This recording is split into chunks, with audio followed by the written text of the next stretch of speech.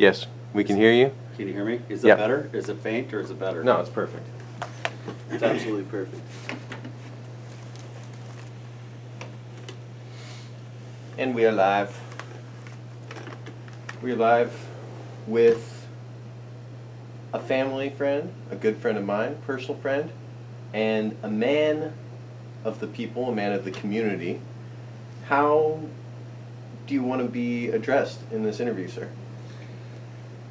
Well, I'm addressed as Rudy from Ballard, and then everything else follows from there. I start my morning doing litter pickup, and from there I hit different neighborhoods and different communities and meet all sorts of different peoples from all communities. Excellent, excellent. All right, so enough of the BS. Here's what we're here to talk about. We're here to talk about Seattle, and we're here to talk about your thoughts and your observations, maybe even more than your thoughts, about how things are happening in the city, and then how things could be done differently in order to support the people.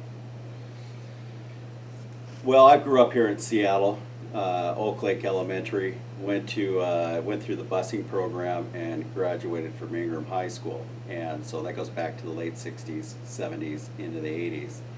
And based on where I've been and where I'm at, it's not about what I become, but how I finish. And the thing that I'm seeing here and now is some gaps being left unfilled, and especially when I'm out in the streets and I'm taking great pride in the landscape and the city that we live in, and seeing the litter on the streets and people in the doorways with no plan or no structure, no place to go. Started on this about 10, 15 years ago, reaching out to our local government, and actually was a part of the Keene County Mental Health Board and Keene County Division of Alcohol and Substance Abuse Board, and we oversaw a biennial budget that was, I believe, close to $100 million, and it covered all different aspects of I may be wrong on that number, it may be a little less and it could be more, but this was back many years ago. So the things that I'm seeing then versus now has only gotten worse. And with the heroin and crystal meth on the streets and the hustling and all these different ideas that we're gonna make a plan and we're gonna focus on those that are in need of services, whether you live in a home or on the streets, always gets changed from one election to the next. And so what happens is you get caught up in this excitement, and then all of a sudden a new group of people come in and want to change it, and it's not helping those that are on the streets or in our homes. And what I'm seeing, at least over the past few days along the Aurora corridor in our neighborhoods, is a lot of people sleeping on the ground. And many of these people, I actually go and speak to them. I don't watch TV news and get the latest soundbite or slogan that I pontificate on. There's so much nonsense out there, isn't there? Just so much pontification, like you said. You know, the thing is, for me, is I'm going to go straight to the source. So I've had meetings with the lieutenant at the North Precinct. I've had meetings with Crime Stoppers. I've had meetings with our state representatives, staff members Carlisle and Liz Berry, about this issue.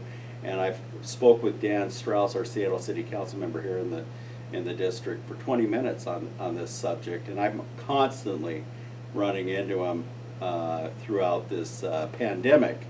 And I've said, you know, there's immigrants that are working in our gas stations and our convenience stores.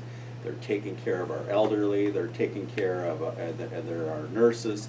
I see people that are out there cleaning up the city, making sure the lights are on, the water's flowing, and I see businesses complying with this mask and wash your hands, don't touch your face.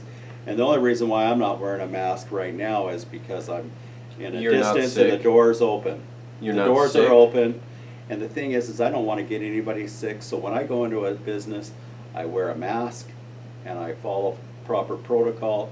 And then when I leave, outside the door, I take that mask off, and I go back to being normal. Rudy from Ballard, the gardener. And anybody that says that I need to wear a mask out there picking up litter and trash and cutting grass, well, I'll wear a mask to prevent the hay fever, but I'll tell you this, I'm not going to wear it pulling weeds. But the thing is, for what I really like to see happen here is it's going to be very cold this week, and it's very important that our Seattle City Council hears from us, not from me, from all of us, calling and asking them to make sure there's a warming center or a place for these people on the streets to sober up, to get their cognitive thoughts together. And there's no reason to blame the cops, because the cops are out here doing their job, but the other part of the groups that are supposed to be doing their jobs, I don't see any outreach hitting the streets. I ask people on the streets, do you need a social worker? Oh, hell no, I don't need no social worker. I said, do you have family? Yeah, my family lives on Camino Island. I said, why are you here? They don't want me around. So I come here because this is where the services are. I just spoke to somebody that's underneath the Aurora, or underneath one of the bridges that has a sign. I said, you look pretty sad. I said, don't you have a place to go? Yeah, I have a wealthy family, but they're sick of me. I said, don't you think it's time for a change? Yeah, I know, I need to. And I said, well, I'm not gonna get it here doing the sign. There's services available. And the thing I keep hearing about this pandemic, I don't want to use the C word, I'm going to use pandemic because I don't want to be censored, is the pandemic is that we can't do outreach in person. Well, I'm somebody that's been going through this recovery process through UW Medicine, Harborview Mental Health and Addiction Services, and I haven't missed an appointment during this pandemic, and I've continued to go in person.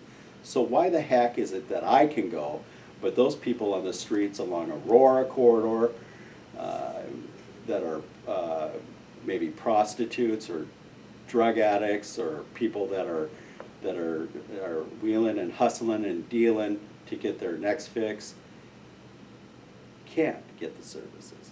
I mean, I keep hearing from the cops and from these community dialogues that we have, is there's no services in person. That's bunk.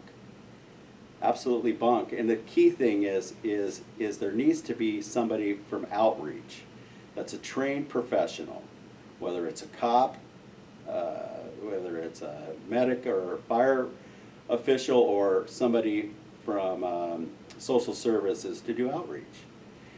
So we're going to have 19 degrees this week.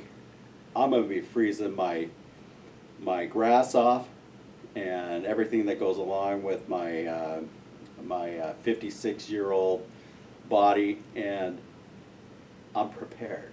Why am I prepared? Because I decided to get sober, and by getting sober, I was able to go through and learn a plan and get some structure, and I have great people within my within the medical field and social service part of it, and community and business that supports me and wants to see me succeed. And the only way I do it is by not using drugs and alcohol and following up with my appointments that's available for all communities. And this thing that I keep hearing that there's no services available is bunk. Is it bunk because there should be services available, or is it bunk because you know the services are available because you're utilizing them, but others are being told that they're unavailable? Well, if I go onto the neighborhood blogs and I listen to people on Facebook or on TV news, or listen to the Zoom meetings coming from our elected officials, I would assume that that's the fact. It's not true. So what services, the question we need to ask as a community, not me, but as a community, is what services are not available for the prostitute, the lieutenant at the North Precinct or South Precinct, or the captain within the Seattle Police Department, or the gardener? Why can the gardener get the services but nobody else can?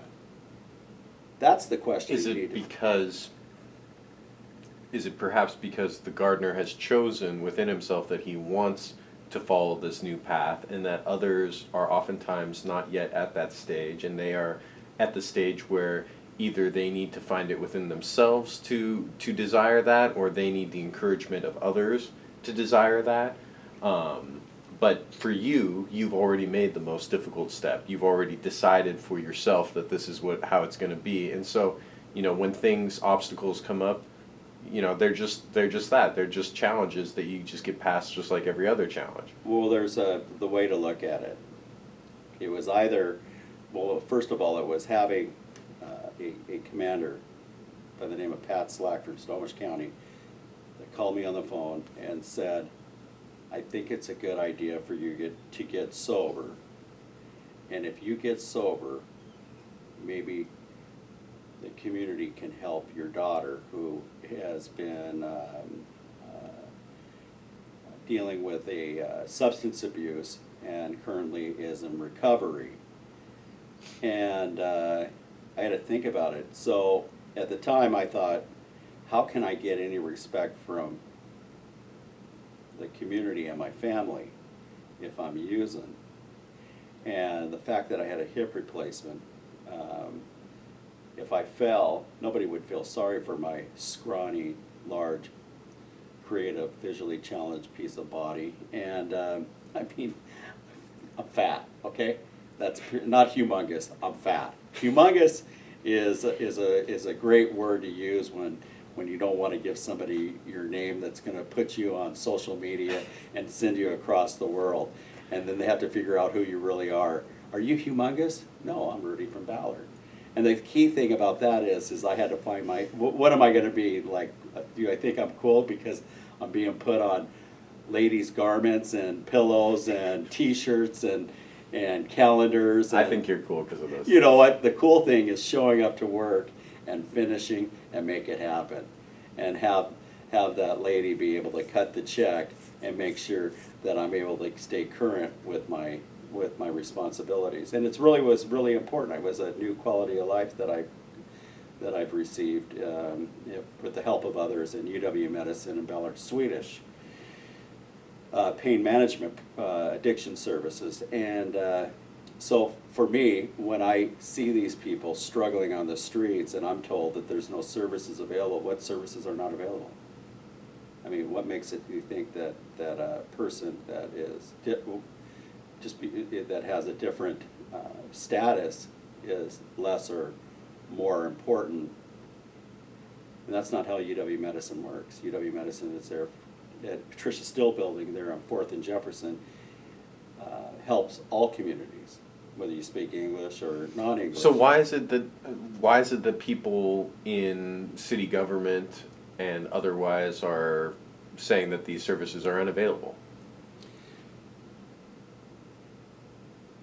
Because they're utilizing it to create chaos amongst us and causing us to turn.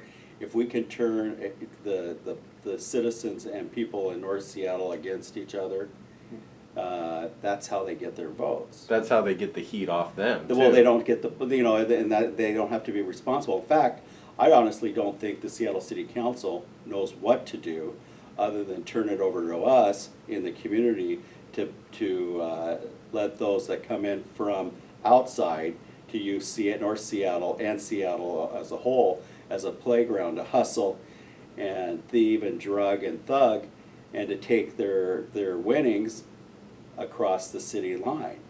And a lot of this stuff is being stored in storage units outside of Seattle. And so if you go in and they hit a storage unit outside of Seattle, you'll find Ballard stuff, usually, North Seattle stuff. And a lot of cars that are stolen end up being found in Burien. So why are they ended up in Burien and not close to home? Well, because people use Seattle because we're a soft target. Yeah, and pardon me, but we're going to switch over from these because this is getting. This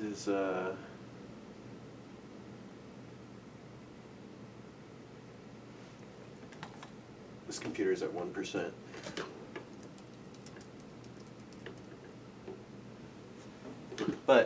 good thing is, got this. That's what I had for college. All right, we're back.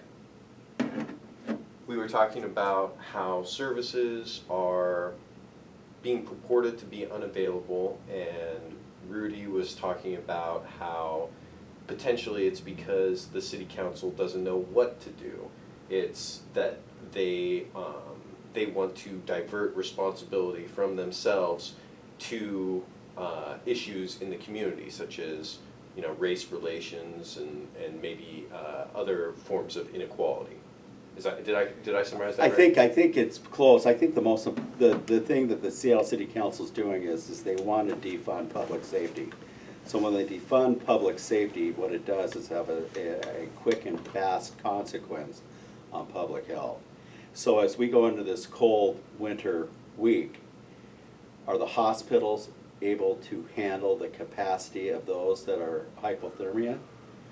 And many of us who are smart in the gardening field knows that certain plants will freeze and they die if you don't care for them.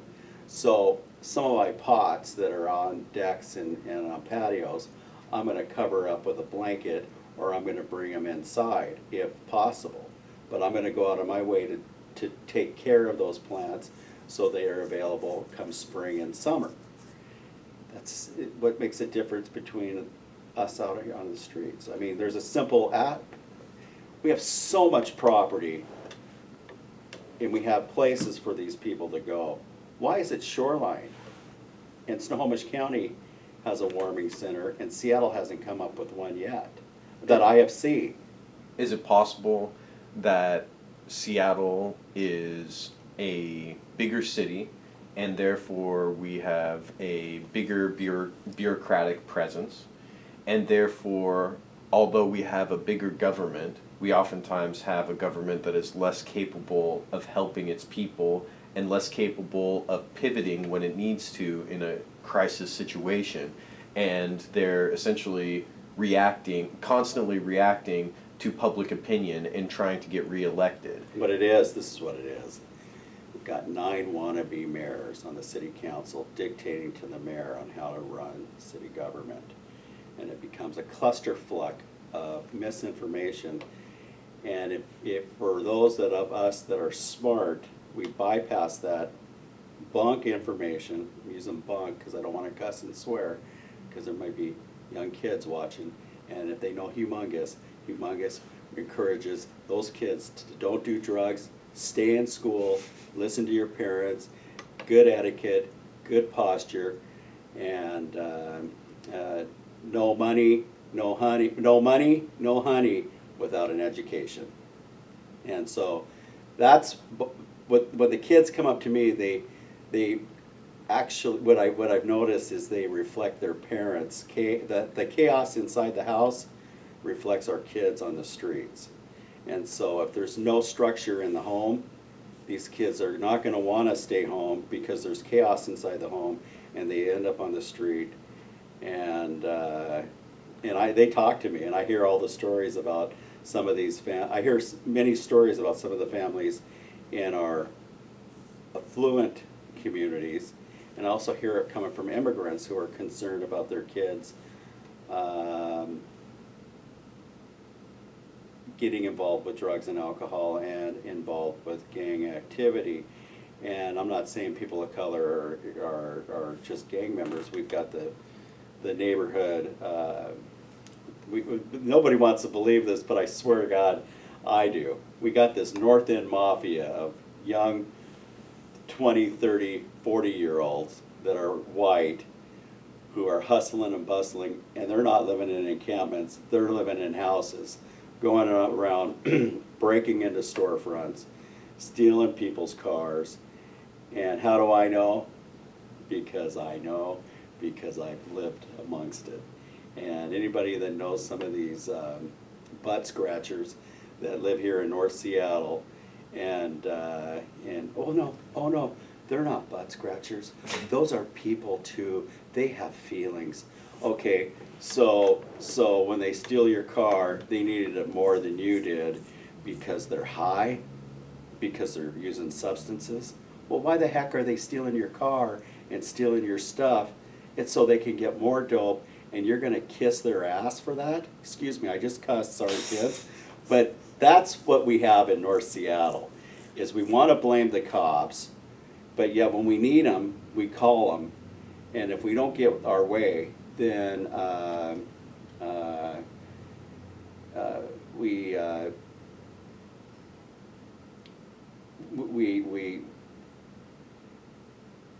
I'm gonna stop right there because I think I'm not gonna say what I wanna say because The it's whole over. point, pardon me for the interruption, but the whole point of the internet, this is not King 5. You can say, children, I don't think, unlike Rudy, I don't think swear words are the worst thing in the world. I think there's a lot of way worse things. I'm just going to say one right here. You can say whatever the fuck you want to say, and it's great. And actually, that's really the purpose of this, is we need to be more authentic. We need to be more bold, because my opinion, but the whole reason we're in the situation that you're talking about right now is that instead of focusing on yourself, which you have done, and working hard in your area of expertise, which is landscaping and keeping care of the community, instead we have put our external filters on, and we are just looking at, how are the cops screwing us over? How is this group screwing us over? We have to look internally, but the kids, they are being not served because they don't have a good family structure. And then once they don't have a good family structure, they get kicked out into the world, and then the government is supposed to take care of them. And the government does an even worse job than their shitty family did. Well, the fact that there's no the schools have been on Zoom, and then if you see a kid playing basketball at the Loyal Heights Community Center or the Ballard Community Center, and the Lilies come out, and the Karens and the They report him? The Lilies and the Zarnas get all fired up. Zarna is another one who gets all anxiety disorder and throws a tizzy. Oh my God! You see the social injustice of those kids playing basketball together? They're gonna get us all sick. But if they're doing drugs and alcohol out on the streets, well, that's okay. That's okay. That's social justice in Seattle. But to go play basketball or to get together and doing a fun run around the track, Community, or and out doing stuff that is legit, that's not cool. But going out and being healthy, putting themselves at risk and their futures at risk, oh, that's cool. That's harm reduction. That's cool. Let's give that a free pass. And I've seen two babies born addicted, where the city attorney and the Seattle Police Department gave the parents a free pass to let these small babies born addicted, and it really pisses me off to no end. And I met with Pete Holmes. Oh, wait! What's the worst part about that? It's going to the hospital. You told me that they used those people as pawns to get to other people.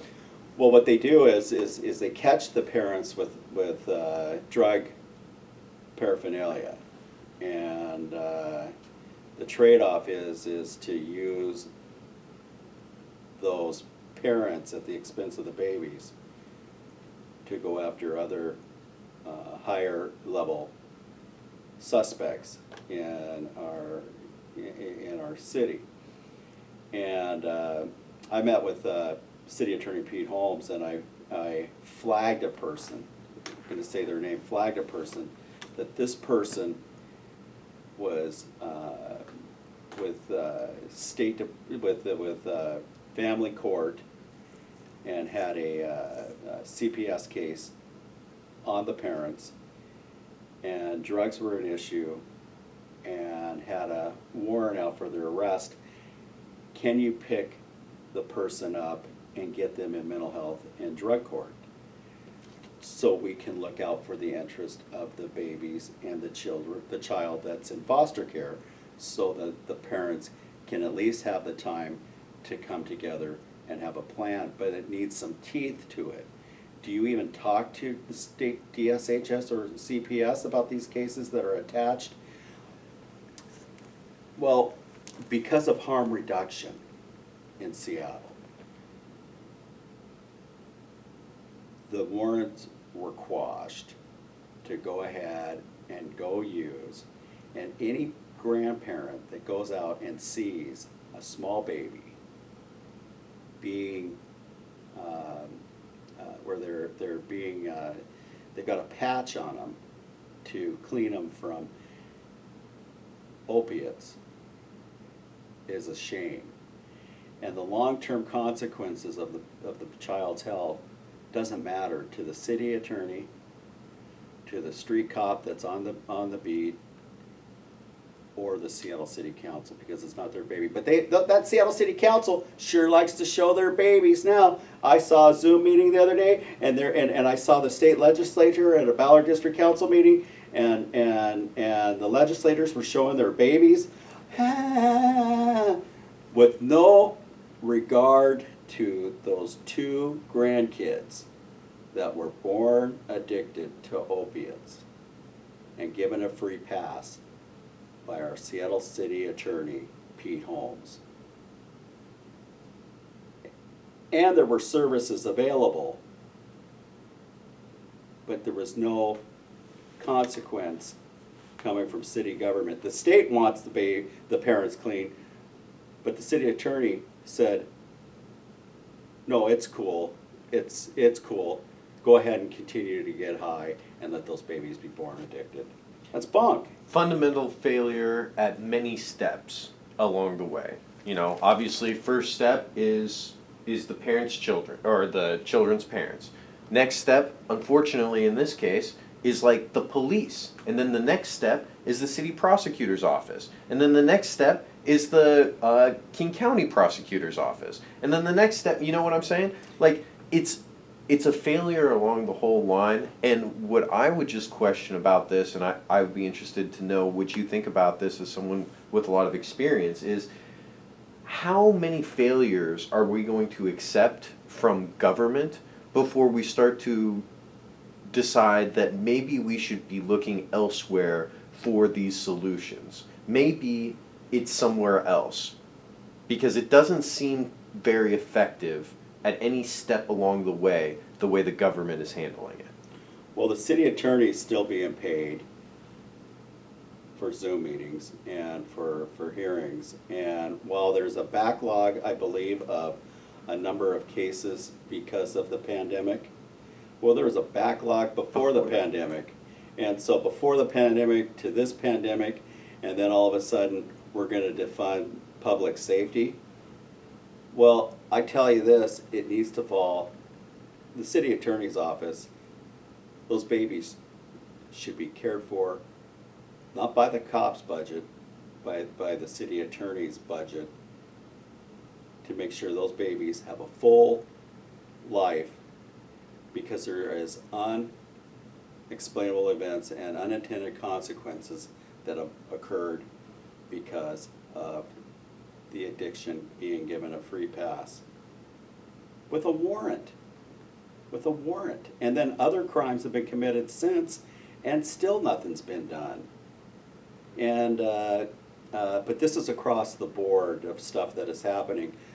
That happens. It starts on Highway 99, and it goes to all neighborhoods across the city. But at least I'm focusing primarily Ballard, Fremont, Aurora, Broadview, Crown Hill, maybe Licton Springs, Yeah. and I mean Northgate. And the funny thing is, once you cross the city line, it's like, whew. Kind of And then you leave King County, and it's like night and day. It's night and day.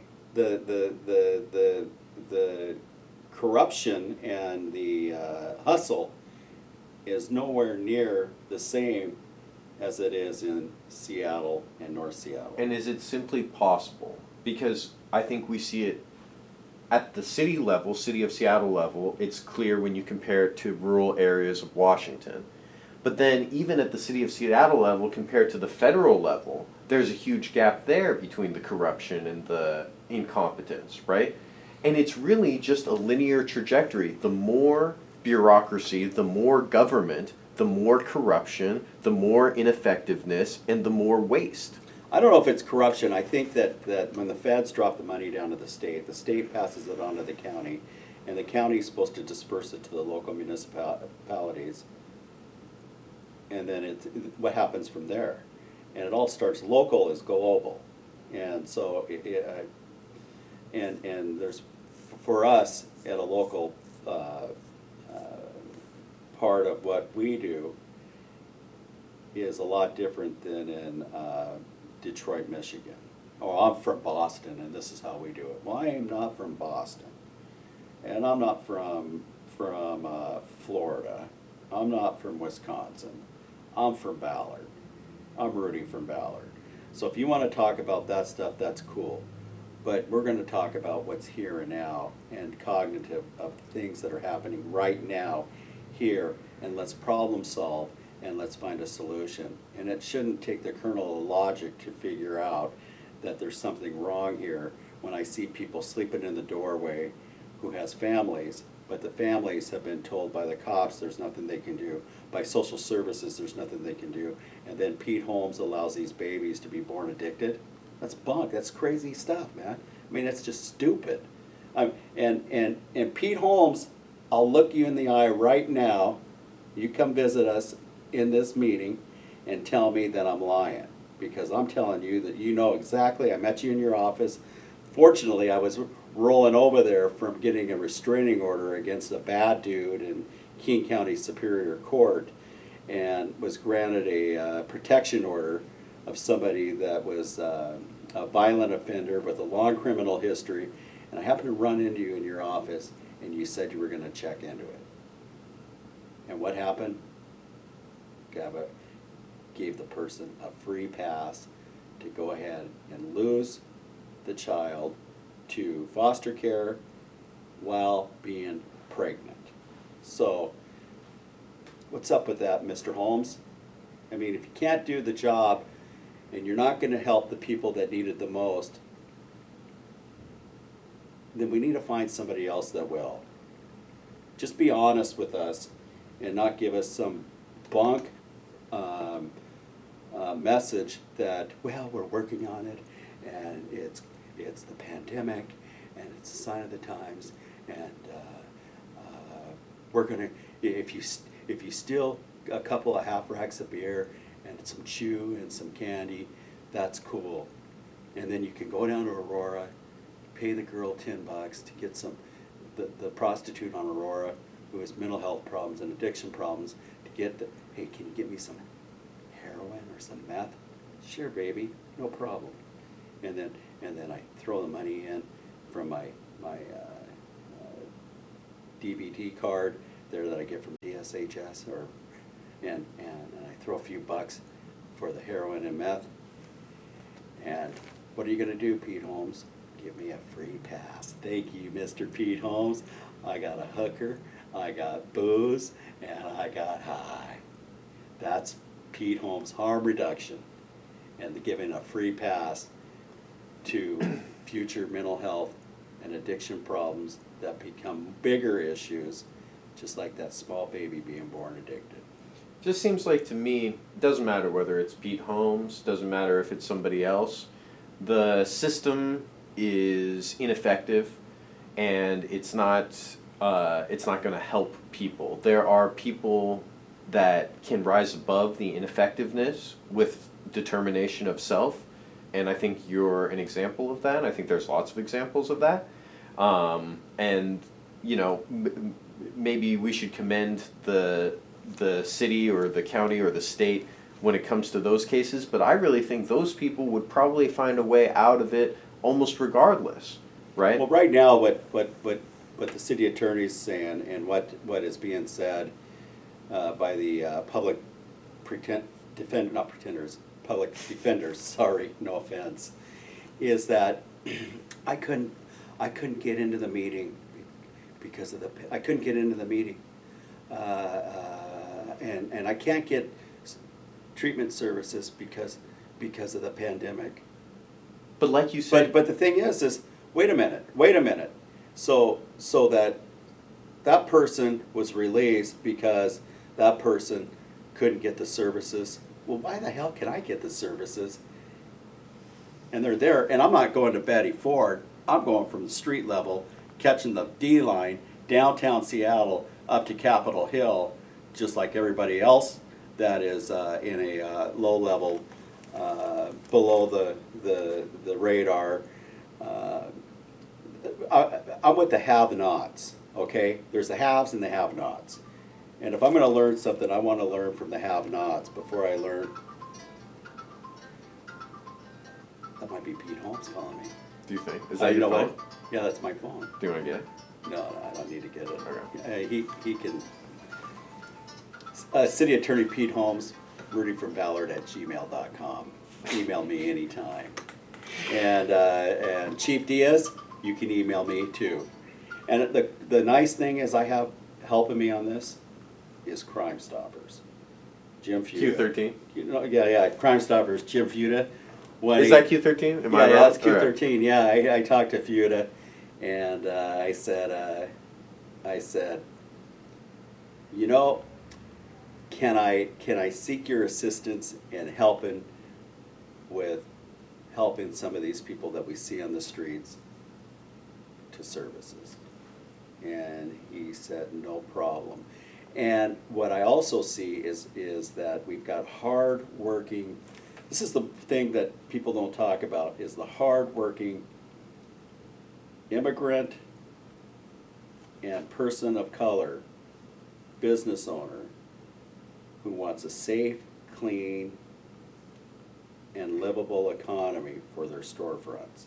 And they have high expectations for me, just like other communities, to make sure that that property in front of their storefront is clean, it's safe, so that all communities, not just their own, are able to walk into their storefronts to buy goods and services so they can take care of their families.